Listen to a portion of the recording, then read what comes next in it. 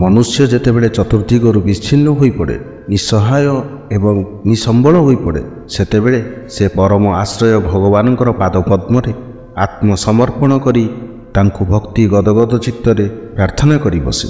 ଆଉ ଭକ୍ତବତ୍ସଳ ଭଗବାନ ଭକ୍ତର ଆର୍ତ୍ତ ନିବେଦନ ସହ୍ୟ କରି ନ ପାରି ତାକୁ ନିଜର ଶାନ୍ତିମୟ କୋଡ଼କୁ ଟାଣି ନେଇ ଆଶ୍ୱାସନା ପ୍ରଦାନ ପୂର୍ବକ ଦେବଦୁର୍ଲଭ ଅମୀୟ ଆନନ୍ଦ ପ୍ରଦାନ କରନ୍ତି। ହଁ ବନ୍ଧୁ, ପବିତ୍ର ବିରଜା କ୍ଷେତ୍ର ଯାଜପୁର। ଏହି ଯାଜପୁର କ୍ଷେତ୍ରରେ ବନ୍ଧୁ ମହାନ୍ତି ନିଜର ପତିପରାୟଣା ସ୍ତ୍ରୀ, ଗୋଟିଏ ପୁତ୍ର ଏବଂ 2ଟି କନ୍ୟା ସହିତ ଉଲ୍ଲାସ ଚିତ୍ତରେ ବାସ କରୁଥିଲେ। ପ୍ରତିଦିନ ଭିକ୍ଷା ମାଗି ବନ୍ଧୁ ମହାନ୍ତି ପରିବାରର ଭରଣ ପୋଷଣ କରୁଥିଲେ ମଧ୍ୟ ତାଙ୍କ ମନରେ ଦୁଃଖ ନଥିଲା, ଅବଶୋଷ ନଥିଲା କିମ୍ବା କୌଣସି କାମନା ମଧ୍ୟ ନଥିଲା। ଯେଉଁଦିନ ଯାହା ମିଳୁଥିଲା ସେଥିରେ ସେ ସନ୍ତୁଷ୍ଟ ଥିଲେ। ଭବିଷ୍ୟତ ପାଇଁ ସଞ୍ଚୟ କରିବା ତାଙ୍କର ନୀତି ବହିର୍ଭୂତ ଥିଲା। ପ୍ରତ୍ୟହ ଅତିଥି ସେବା, ନାମ ସଂକୀର୍ତ୍ତନ ଏବଂ ଭଗବତ ପୂଜା ଆରାଧନାରେ ସେ ଓ ତାଙ୍କର ଭକ୍ତିମତୀ ସ୍ତ୍ରୀ ବ୍ୟସ୍ତ ରହି ସମୟ ଅତିବାହିତ କରୁଥିଲେ। ଭିକ୍ଷା ନ ପାଇ ବହୁ ସମୟରେ ଉପବାସରେ କାଳାତିପାତ କରୁଥିଲେ ମଧ୍ୟ ପତିପତ୍ନୀଙ୍କ ମୁଖରେ କେବେ ହେଲେ ଦୁଃଖର ଚିହ୍ନ ପରିପୃଷ୍ଟ ହେଉନଥିଲା। ତାଙ୍କ ପାଇଁ ଭଗବତ ନାମ ଥିଲା ମହାମନ୍ତ୍ର ଏବଂ ଭଗବତ ଭକ୍ତ ଥିଲେ ପ୍ରତ୍ୟକ୍ଷ ଦେବତା। ଭଗବାନ ଏବଂ ଭକ୍ତମାନଙ୍କର ପ୍ରସାଦ ଥିଲା ତାଙ୍କ ପାଇଁ ଉତ୍ତମ ଆହାର ଏବଂ ଭକ୍ତଙ୍କର ଚରଣୋଦକ ଥିଲା ସର୍ବବ୍ୟାଧିନାଶକ ମହୌଷଧି। ବିଷୟୀ ଲୋକଙ୍କ ଦୃଷ୍ଟିରେ ବନ୍ଧୁ ମହାନ୍ତି ସଞ୍ଚୟହୀନ ଦରିଦ୍ର ଭିକାରୀ ଥିଲେ ମଧ୍ୟ ନିଜ ବିଚାରରେ ସେ ଥିଲେ ମହାଧନୀ, ସମ୍ରାଟ ମଧ୍ୟରେ ସମ୍ରାଟ। ଜଗତ ପରିବର୍ତ୍ତନଶୀଳ। ଏହି ପରିବର୍ତ୍ତନଶୀଳ ଜଗତରେ ମନୁଷ୍ୟ କେତେବେଳେ ଯେ ହସେ, ପୁଣି କେତେବେଳେ ଯେ କାନ୍ଦେ। ମନୁଷ୍ୟର ହସକୁ କାନ୍ଦରେ ପରିଣତ କରି ଓଡ଼ିଶା ରାଜ୍ୟରେ ଦୁର୍ଭିକ୍ଷର କରାଳ ଦୃଷ୍ଟି ପଡ଼ିଲା। ଚାରିଆଡ଼େ ହାହାକାରମୟ। ଆହାର ନ ପାଇ ବହୁତ ଲୋକ ଛଟପଟ ହୋଇ ମରିବାକୁ ଲାଗିଲେ। ବନ୍ଧୁ ମହାନ୍ତି ପରିବାରର ଅବସ୍ଥା ମଧ୍ୟ ଶୋଚନୀୟ ହୋଇପଡ଼ିଲା। ଆହାର ନ ପାଇ ଲୋକମାନେ ମରୁଥିଲା ବେଳେ ଭିକ୍ଷା ବା କିଏ ଦେଉଛି? ଚାହୁଁ ଚାହୁଁ 3 ଦିନ ହୋଇଗଲା। କେବଳ ଜଳ ହିଁ ଥିଲା ବନ୍ଧୁ ମହାନ୍ତି ପରିବାରର ଏକମାତ୍ର ଆହାର। ସଦାନନ୍ଦମୟ ବନ୍ଧୁ ମହାନ୍ତି ଓ ତାଙ୍କର ଆଦର୍ଶ ପତ୍ନୀ ପାଇଁ କୌଣସି ଚିନ୍ତା ନଥିଲା। ମାତ୍ର ପିଲା 3ଟିର ଆକୁଳ କ୍ରନ୍ଦନ ଓ ଆର୍ତ୍ତଚିତ୍କାରରେ ମାତାର ହୃଦୟ କମ୍ପି ଉଠୁଥିଲା। ବହୁ ସମୟ ପିଲାମାନଙ୍କର ଯନ୍ତ୍ରଣା ସହ୍ୟ କରି ନ ପାରି ସେ ସ୍ୱାମୀ ନିକଟରେ ଉପସ୍ଥିତ ହୋଇ କହିଲେ, ହେ ସ୍ୱାମୀ, ଆମର ପୁତ୍ର ଦୁହିତା ଭୋଜନ ନ ପାଇ ଆକୁଳ ଚିତ୍ତରେ ରୋଦନ କରୁଛନ୍ତି। ଏହା ଦେଖି କ'ଣ କରିବି, ମୋର ବୁଦ୍ଧି ହଜିଗଲାଣି। ମୋର ମଧ୍ୟ ସଖା ସହୋଦର କେହି ନାହାନ୍ତି। ତୁମ୍ଭର ଯଦି କେହି ନିକଟରେ ବା ଦୂରରେ ଅଛନ୍ତି, ଚାଲ ତାଙ୍କ ପାଖକୁ ଯିବା, ତାଙ୍କର ସେବା କରି କିଛି କାଳ ବଞ୍ଚିଯିବା। ଏହା ଶୁଣି ବନ୍ଧୁ ମହାନ୍ତିଙ୍କର ମୁଖମଣ୍ଡଳ ହର୍ଷୋତ୍ଫୁଲ୍ଲ ହୋଇ ଉଠିଲା। ତାଙ୍କର ହୃଦୟ ମଧ୍ୟରୁ କେହି ଜଣେ ଯେପରି ଉପଯୁକ୍ତ ବନ୍ଧୁର ଅନ୍ୱେଷଣ କରି ତାଙ୍କ ନିକଟରେ ଆତ୍ମନିବେଦନ କରୁଥିଲା। ତୁମେବ ମାତା ଚ ପିତା ତୁମେବ ବନ୍ଧୁ च सखा त्वमेव विद्या द्रविणं त्वमेव सर्वं मम देव देव। से पत्नी आड़क सकल दृष्टिपात करी कहले, हाँ, मोर जड़े बंधु अच्छी। से होची प्राणर बंधु, हृदयर बंधु। मात्र से बहु दूर रे रहउछंती। एठारु पूरा 5 दिनर बाट अटे। आमे जदि तांको निकटरे पहुँची परिबा तेबे आमर समस्त क्षुधा मेंटिजिव। तांकर नाम कि मधुर कि सुंदर। प्रिय, मोर से बंधुंकर नाम हेउछि दीनबंधु। आम परि दुखी दरिद्रंकु से बहुत प्रेम करती। स्वामींकठारु एपरि आशादायक मधुर कथा श्रवण करी तांकर स्त्री आनंदिता होई कहिले, 5 दिनर बाट केते? चाल तुमर बंधु दीनबंधुक निकटरे आपणर दुख कही आश्रय भिक्षा करिबा। छोट पुओटीकु तमे धर, छोट झीओटीकु मु धरुची। बड़ झीओटी तो चलिकरी जाई परिबो। बाटरे घास पत्र खाई चालू चालू 5 दिन खूब खुशीरे कटिजिव। बंधु महांती सम्मति प्रदान कले। पत्नी प्रस्तुत हेबा निमित्त गृहକୁ ଚାଲିଯିବା ପରେ बंधु दर्शनर ସେହି परम सुजोग उपस्थित हेबाकु जाउची मने करी बंधुंकर हृदय प्रेमरे पूर्ण होईगला। से भगवान को प्रार्थना करी स्वागतोक्ति कले, प्रभु, हे मोर आराध्य देवता, अंतर्जामी रूपरे तुमे समस्तंकर कथा जानिपार। मु काहींकि आज देश छाड़ी जाउची ताहा तुम निकटरे अछपा नुहे। हे जगतर नाथ जगन्नाथ, तुमर प्रेम ही मते तुम निकट को टाणी नेउछि।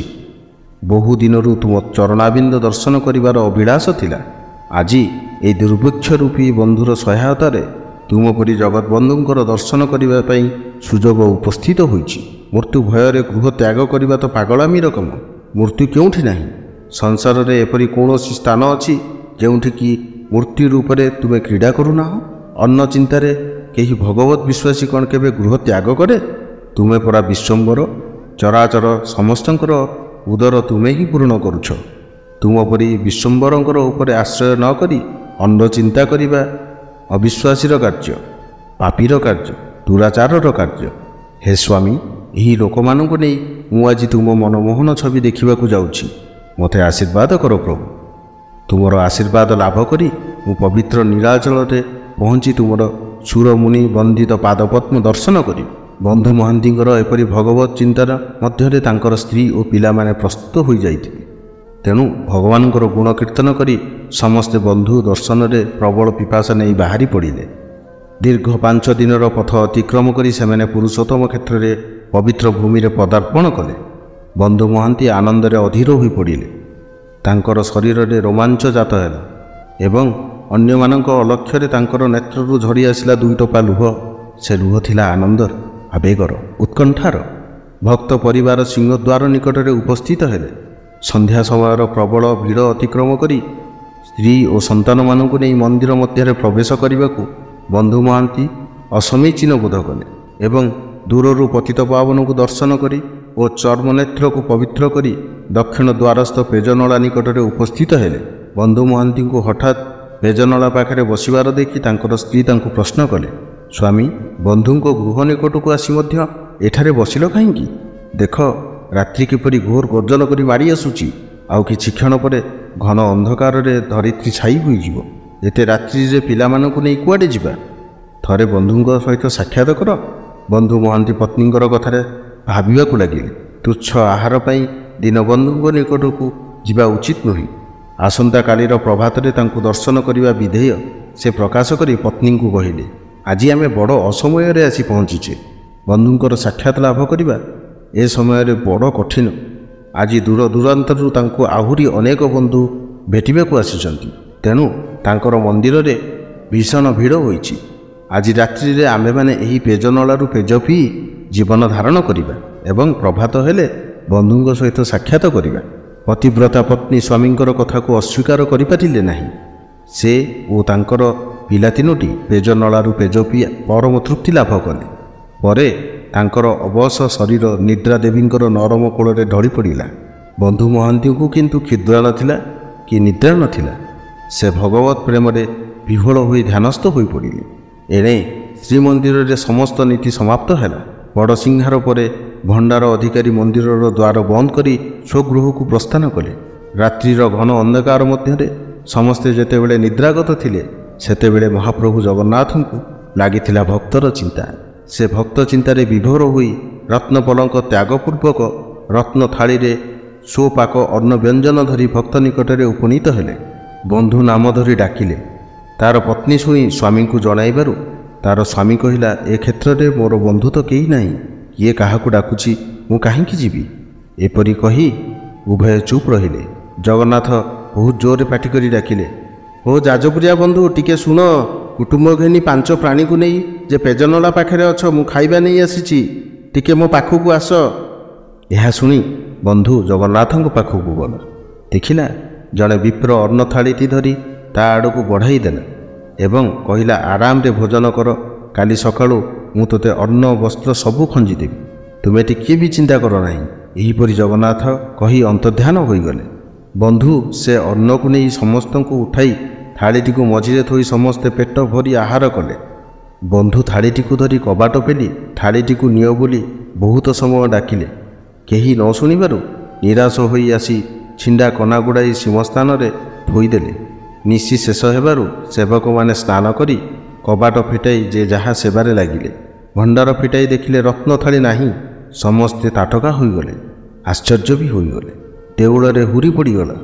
ଭଣ୍ଡାର ସୁପକାରମାନଙ୍କୁ ଧରି ବସିକରି ବାନ୍ଧି ବେତରେ ପ୍ରହାର ଦେଲେ। ଚାରିଆଡ଼େ ଲୋକ ଧାଁ ଦୌଡ଼ କଲେ। ଦୈବ ଯୋଗକୁ ସୂର୍ଯ୍ୟଙ୍କର କିରଣ ପଡ଼ି ବନ୍ଧୁ ସିଂହସ୍ଥାନ ଉପରେ ଥୁଆ ହୋଇଥିବା ରତ୍ନ ଥାଳିଟିକୁ ଝଲସିଲା। ଲୋକମାନେ ଏହା ଦେଖି କହିଲେ, ହେଇରେ ଥାଳି ଚୋର, ଇଏ ପଳାଇଯିବ, ୟାକୁ ଶୀଘ୍ର ଧର। ଏହିପରି 7-8 ଜଣ ବନ୍ଧୁଙ୍କୁ ଧରି ଜୋରରେ ବାନ୍ଧି ବହୁତ ମାଡ଼ ମାରି ଥାଳିକୁ ଛଡ଼ାଇ ନେଇଗଲେ। ପାଦରେ ଶଙ୍କୁଳି ପକାଇ ଭିଡ଼ି ଭିଡ଼ି ନେଲାବେଳେ ପୁତ୍ର ଭାରିଜା କାନ୍ଦି କାନ୍ଦି ବାଟ ଓଗାଳୁଥାନ୍ତି। ବନ୍ଧୁ ମଧ୍ୟ କାନ୍ଦି କାନ୍ଦି କହେ, ମୋର କିଛି ଦୋଷ ନାହିଁ। ରାତ୍ର 10 ଘଡ଼ି ବେଳେ ଦେଉଳରେ ଜଣେ ବିପ୍ର ଆସି ରତ୍ନ ଥାଳିରେ ଅନ୍ନ ଭର୍ତ୍ତି କରି ମୋତେ ଡାକିକି ଦେଲେ। ମୁଁ ସେସବୁ ଖାଦ୍ୟ ଆଣି ମୁଁ ଓ ମୋ ପରିବାର ଖାଇଲୁ। ଖାଇସାରିବା ପରେ ଥାଳି ଫେରାଇବା ପାଇଁ କେତେ ଡାକିଲି, କିନ୍ତୁ କେହି ନ ଶୁଣିବାରୁ ମୁଁ ଲେଉଟି ଆସିଲି। ଏଥିରେ ମୋର କ'ଣ ଦୋଷ ରହିଲା? ମୁଁ କିପରି ଦୋଷୀ ହେଲି? ବିନା ଦୋଷରେ ଦଣ୍ଡ ଦେଉଛୁ। ଭଗବାନ ତୁମକୁ ନିଶ୍ଚୟ ଦଣ୍ଡ ଦେବେ। ତା ପତ୍ନୀ ମଧ୍ୟ ବହୁତ କାକୁତି ମିନତି ହୋଇ କହିଲା, ହେଲେ ତା କଥା କେହି ଶୁଣିଲେ ନାହିଁ। ବନ୍ଧୁକୁ ବାନ୍ଧି ବନ୍ଦୀ ଘରେ ବନ୍ଦ କରିଦେଲେ। ଯେ ଯାହା ମନକୁ ଆସିଲା ଗାଳି ଦେଇଗଲେ। ବନ୍ଧୁ ବନ୍ଦୀଶାଳରେ ରହି ଜଗନ୍ନାଥଙ୍କଠାରେ ଚିତ୍ତ ରଖି ନିଜକୁ ନିଜେ ଧିକ୍କାର କରି ଜଗନ୍ନାଥଙ୍କୁ ସ୍ତୁତି କଲେ। ଅଭିମାନରେ ଗାଇ ଚାଲିଲେ। ପହଡ଼ ପଡ଼ିସାରିବା ପରେ ଜଗନ୍ନାଥ ଭକ୍ତର ଦୁଃଖ ସହି ନ ପାରି ଖୋର୍ଦ୍ଧା ରାଜା ପ୍ରତାପରୁଦ୍ର ଦେବଙ୍କୁ ସ୍ୱପ୍ନାଦେଶ କରି କହିଲେ, ଶୁଣରେ ରାଉତ, ତୋ ଘରକୁ ବନ୍ଧୁ ଆସିଲେ ତୁ କ'ଣ ସେମାନଙ୍କୁ ଉପବାସ ରଖୁ? ପ୍ରିୟ ଲୋକ ଘରକୁ ଆସିଲେ ସେ କେବେ ବି ଭୋକରେ ଯାଇନଥାଏ। ମୋ ବନ୍ଧୁ ଘର ଯାଜପୁର। ସେ ତା କୁଟୁମ୍ବ ଘେନି ମୋ ପାଖକୁ ଆସିଥିଲା। ତାକୁ ମୁଁ ରତ୍ନ ଥାଳିରେ ଭୋଜନ ଦେଲି। ସେ ଥାଳିଟିକୁ ତା ପାଖରେ ରଖିଯାଇଥିଲି। ତୋ ଲୋକମାନେ ତାକୁ ଚୋର ବୋଲି ଦୋଷ ଦେଇ ତାକୁ ବାନ୍ଧି ଅନେକ ମାଡ଼ ମାରିଥିଲେ। ତା ପାଦରେ ଶିକୁଳି ପକାଇ ବନ୍ଦୀ ଘରେ ରଖିଲେ। ତା ପରିବାର ଅବସ୍ଥାରେ ମୋ ମନ ମଧ୍ୟ ବିଚଳିତ।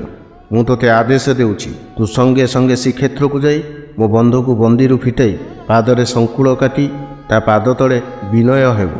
ମୋ ବନ୍ଧୁକୁ ତୀର୍ଥ ଜଳରେ ସ୍ନାନ କରାଇ ତାକୁ ସୁଜିନ ଅମ୍ବର ପିନ୍ଧାଇ ନାନା ଅଳଙ୍କାର ଖଞ୍ଜିବୁ। ତାର ପତ୍ନୀଙ୍କ ସହ ସମସ୍ତଙ୍କୁ ଲୁଗା ଦେବା ସହ ସାରା ଜୀବନ ସେ ପରିବାର କେମିତି ଭଲରେ କଟିବ ସେଥିପାଇଁ ତୁ ଦାୟିତ୍ୱ ନେବୁ। ଜୀବନ ଥିବା ଯାଏ ଭୋଜନ ଦେବୁ, ତାହେଲେ ସୁଖରେ ରାଜଭୋଗ କରିବୁ। ଅନ୍ୟଥା ହେଲେ ତୋର ମୃତ୍ୟୁ ସୁନିଶ୍ଚିତ। ସ୍ୱପ୍ନରେ ପ୍ରଭୁ ରାଜାକୁ ଏକ ଛାଟ ମାରିଲେ। ରାଜା ଧଡ଼ପଡ଼ ହୋଇ ଉଠି ପାତ୍ରମନ୍ତ୍ରୀଙ୍କୁ ଡାକି ସମସ୍ତ କଥା କହିଲେ।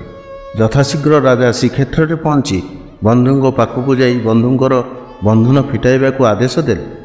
ରାଜା ବନ୍ଧୁଙ୍କୁ କୋଳାଗ୍ରତ କରି କହିଲେ, ତୋ ମୁଖ ଦେଖି ମୋ ଜୀବନ ଧନ୍ୟ ହୋଇଗଲା। ଯଥାଶୀଘ୍ର ରାଜା ଶ୍ରୀକ୍ଷେତ୍ରରେ ପହଞ୍ଚି ବନ୍ଧୁଙ୍କ ପାଖକୁ ଯାଇ ବନ୍ଧୁଙ୍କର ବନ୍ଧନ ଫିଟାଇବାକୁ ଆଦେଶ ଦେଲେ। ରାଜା ବନ୍ଧୁଙ୍କୁ କୋଳାଗ୍ରତ କରି କହିଲେ, ତୋ ମୁଖ ଦେଖି ମୋ ଜୀବନ ଧନ୍ୟ ହୋଇଗଲା। ଏମାନଙ୍କର ଦୋଷ ପାଇଁ ମୁଁ କ୍ଷମା ମାଗୁଛି। ଏପରି ଭାବରେ ତାକୁ ବସାଇ ତୀର୍ଥ ଜଳରେ ତାକୁ ସ୍ନାନ କରାଇ ସୁଜିନ ବସ୍ତ୍ର ପିନ୍ଧାଇ ଖାଇବା ମାନ ଖଞ୍ଜାଇ ଦେଲେ। ତା ପରିବାରର ସମସ୍ତଙ୍କୁ ଆଣି ବନ୍ଧୁ ଭାବରେ ସମ୍ମାନ କଲେ। ଦକ୍ଷିଣ ପାର୍ଶ୍ୱରେ ଏକ ଘର ତୋଳି ଦେଇ ପୁତ୍ର ନାତି ଯାଏ ଖାଦ୍ୟ ଖଞ୍ଜିବାକୁ ପଣ କଲେ। ବନ୍ଧୁଙ୍କୁ ଜଗନ୍ନାଥଙ୍କ ପାଖକୁ ନେଇ ସମସ୍ତ କାର୍ଯ୍ୟ ସମର୍ପଣ କରି ରାଜା ଚାଲିଗଲେ। ପରମ ଆନନ୍ଦରେ ବନ୍ଧୁ ମହାନ୍ତି ରାଜପ୍ରଦତ୍ତ ଗୃହରେ ବାସ କରି ବାହ୍ୟ ଏବଂ ଅନ୍ତର ମଧ୍ୟରେ ଭଗବାନଙ୍କର ନିତ୍ୟ ଦର୍ଶନ ପ୍ରାପ୍ତ ହୋଇ ପ୍ରେମ ସାଗରରେ ବୁଡ଼ି ରହିଲେ। ତାଙ୍କର ମହିମା ଚତୁର୍ଦିଗ ବ୍ୟାପିବାକୁ ଲାଗିଲା। ଆଜି ଭାରତର ପ୍ରତି କୋଣରେ ତାଙ୍କର ମହିମା କୀର୍ତ୍ତନ ଓ ଅଭିନନ୍ଦିତ। ତାଙ୍କର ଜୀବନଗାଥା ଆମମାନଙ୍କ ପାଇଁ ଜୀବନ୍ତ ଆଦର୍ଶ। ରାଜା ପ୍ରଦତ୍ତ ଭକ୍ତଙ୍କର ସେହି ପବିତ୍ର ବାସଗୃହ ଆଜି ପର୍ଯ୍ୟନ୍ତ ବିଦ୍ୟମାନ ରହି ତାଙ୍କର ମହିମା ଓ କୀର୍ତ୍ତି ଘୋଷଣା କରେ। କେବଳ ସେତିକି ନୁହେଁ, ତାଙ୍କର ବଂଶଧର ହୋଇ ତାଙ୍କର ଅମର ସ୍ମୃତି ରକ୍ଷା କରିବା ସଙ୍ଗେ ସଙ୍ଗେ ଜଗନ୍ନାଥଙ୍କର ମହିମା କୀର୍ତ୍ତନ କରନ୍ତି। ଜଗନ୍ନାଥଙ୍କର ମହିମା ଶତମୁଖରେ ମଧ୍ୟ ଅବର୍ଣ୍ଣନୀୟ, କାରଣ ସେ ଜଗନ୍ନାଥ ବିଶ୍ୱରୂପ। ହଁ ବନ୍ଧୁ, ଯଦି ଆପଣଙ୍କୁ ଏ କାହାଣୀଟି ଭଲ ଲାଗିଥିବ ନିଶ୍ଚିନ୍ତ ଭାବରେ ଓଡ଼ିଶା ରେଡ଼ିଓକୁ ଫଲୋ କରନ୍ତୁ ଆଉ ସେୟାର କରନ୍ତୁ। ଆପଣଙ୍କର ଆଶୀର୍ବାଦ ଆଉ ଭଲ ପାଇବା ଆମକୁ ଆଗକୁ ବଢ଼ିବାରେ ବହୁତ ସହାୟକ ହେବ। ଜୟ ଜଗନ୍ନାଥ। ସର୍ବେ ଭବନ୍ତୁ ସୁଖିନଃ, ସର୍ବେ ସନ୍ତୁ ନିରାମୟା, ସର୍ବେ ଭଦ୍ରାଣି ପଶ୍ୟନ୍ତୁ, ମା କଶ୍ଚିତ୍ ଦୁଃଖ ଭାଗ୍ୟ।